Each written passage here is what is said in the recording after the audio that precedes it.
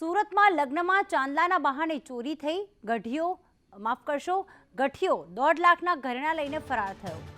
150 રૂપિયાનો ચાંદલો લખાવવા માટે સ્ટેજ પર પહોંચ્યો હતો.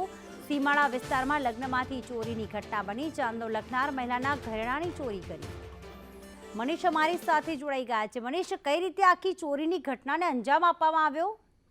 જી બિલકુલ, વાત કરીએ તો સુરતના સીમાડા નાકેની જે ફાર્મ હાઉસની અંદર ઘટના છે, જ્યાં આગળ લગ્ન પ્રસંગ ચાલી રહ્યો હતો, ત્યારે એક ગતિયો છે તે લગ્ન પ્રસંગમાં જાનૈયાની હોય એ રીતના ઘૂસી ગયો હતો અને ચાંદલો લખાવવા માટે પહોંચ્યો હતો. ત્યારે 150 રૂપિયાનો ચાંદલો લખાવ્યો હતો અને જે ચાંદલો લખે છે તેની નજર ચૂકવીને જે 1.5 લાખના દાગીનાનો ભરેલો ઠેલો છે તે લઈને ફરાર થઈ જાય છે. જ્યારે હિસાબ કરવામાં આવે છે ત્યારે જે 1.5 લાખનો ઠેલો નહીં હોતા સીસીટીવી તપાસ કરવામાં આવે છે અને સાથે ત્યાં લાગેલા ડ્રોન જે કેમેરા છે તેના પર તપાસ કરવામાં આવે છે. ત્યારે એક શંકાસ્પદ વ્યક્તિ છે જે ઠેલો લઈને ફરાર થતો દેખાય છે. હાલ તમામ મામલે જે સતારા પોલીસે આ ગતિયાની શોધખોળ હાથ ધરી છે.